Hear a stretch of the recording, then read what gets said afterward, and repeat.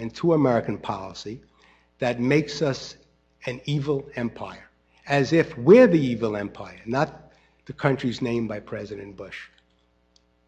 And again, only in this country can you have and discuss that type of debate. You can't. So, again, I think we were right for going in. I think we continue to fight the good fight, and I think it's important to support American foreign policy in that region, because you better believe it, as was said before, Al Jazeera picks apart everything said negatively about the United States and uses it back in our face. We don't do the same. Mr. Horton, 5 minutes, same question. Was the Iraq War a mistake?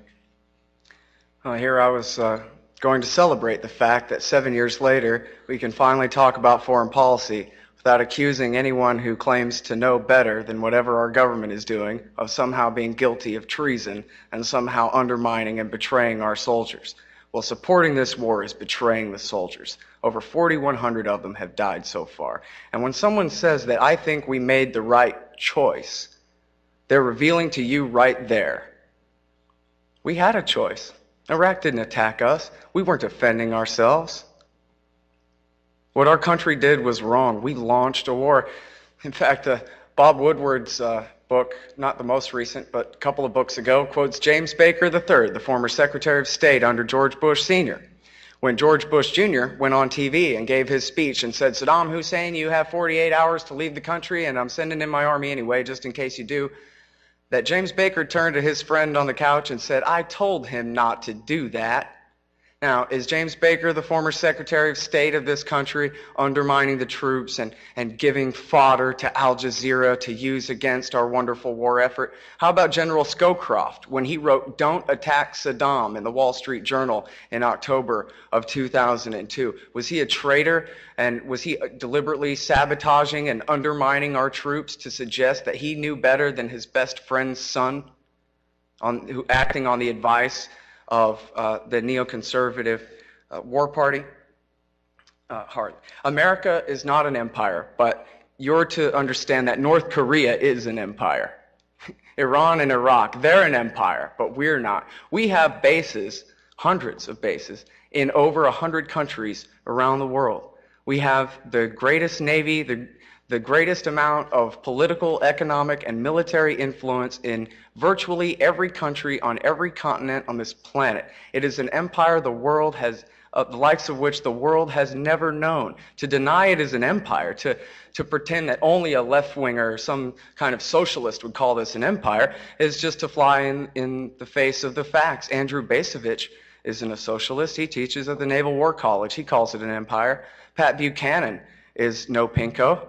He worked for Richard Nixon. He calls it an empire. Ron Paul's a Republican congressman, just ran for president of the United States, and he calls it an empire. And that's because that's exactly what it is. And you don't have to be a left-winger or a socialist to say that when your government is everywhere in the world, but in your own country, that's imperialism. There is a difference, in fact, between a republic and an empire. And it's been quite a long time, at least since the end of World War II, where we made that change. And you notice when the Soviet Union fell apart and the Warsaw Pact dissolved, NATO didn't dissolve. Our troops did not come home from Japan and from Germany and from Italy and Korea and all over the world. No, we decided this was, according to Charles Kruthammer, our unipolar moment. This is our time. No one opposes us. As Max Boot wrote in the Weekly Standard in his article entitled The Case for American Empire. Let's do it. There's no one to stop us now. We can take over as much as we want. But I guess, you know, Max Boot must be a socialist too, even though he's writing in the Weekly Standard proclaiming the glory of such things. So again, North Korea is an empire. America isn't. Remember that. By the way, this entire thing has been a disaster for America. It has made people all across the world hate us. And believe me, that's no endorsement of Barack Obama. It certainly isn't. It has made people across the world hate us. It has done wonders for the jihadist movement. There was a study a couple of years ago done in Israel by the Israelis and the Saudis working together, said that virtually all, 99 and change % of the young jihadists who went to Iraq to fight were radicalized by the war itself. They weren't leftover old mujahideen. They were new guys who had come to fight only since America invaded the region and put our soldiers within rifle range, which is exactly what bin Laden's plan was. That was what September 11th was. It was an attempt to scare us away. It was a slap in the face, an extremely hard one, I'm not trying to downplay it, to lure our country. The action is in the reaction in terrorism. They're trying to lure our empire, which they said had already been waging war against them through the dictatorships we support in the Gulf region and in Egypt and Jordan, etc., and to finally bring us to their part of the world, to inflict upon us a death of 1,000 cuts. Bin Laden in October 04, in his speech right before the last presidential election, announced this is the bleed until bankruptcy plan. We did this to the Soviets in Afghanistan, and now we're doing it to you. And apparently, the people who run our government can do nothing but follow Osama bin Laden's script, and that goes for Barack Obama too, who wants to spread the war into North Africa. All right, with that, we will now take questions from the audience. We have 2 mics set up on the aisles. And we do mean questions, please, so no long, drawn-out statements or tirades. Please keep your questions short so we can get in as many as possible.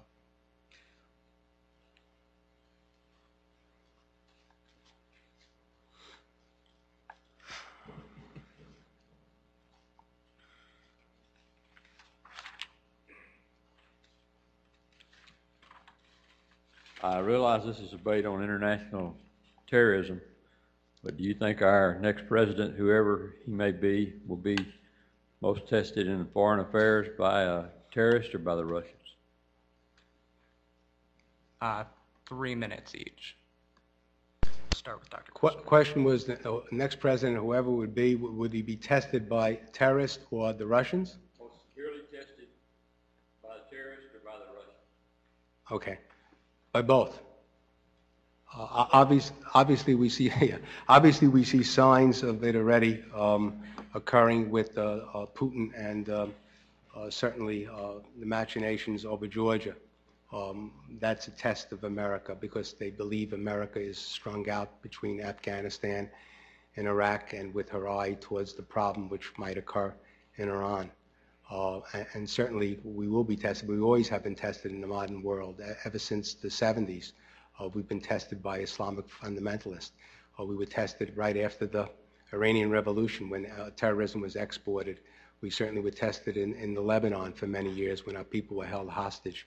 And then when we send our troops in, it was a bad outcome. And we were tested certainly in Mogadishu. We were tested in Saudi Arabia. We were tested with the USS Cole. We were tested with the bombing of our embassies.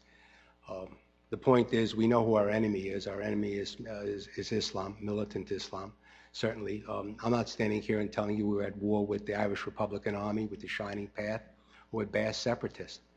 We're at war with militant Islam and Islamofascism. And we certainly will be tested because, let me just give you this quick story. Americans tend to forget and they go on. I mean, my opponent would have you think that we're an empire, we're an evil empire, and we have this machination about controlling the world. I don't believe that to be so. And if we are an empire, I'm proud that we're an empire because I'm proud what America does, and I want to secure the home front, and I want to secure our assets overseas. But our enemy could be typified in this way. 40 years of feuding, one family takes revenge on the other family. A neighbor jumps in and asks the family after the one who took revenge, why did you act so hastily? And that's what we're up against. This is a test of Americans' will. There's an infiltration of our society, which has taken place. Our universities have infiltrated, from Ward Churchill types who are out at the University of Colorado to Columbia University in my neck of the woods. Our military has been infiltrated. Our politicians have been infiltrated. Certainly religious institutions in this country have been infiltrated.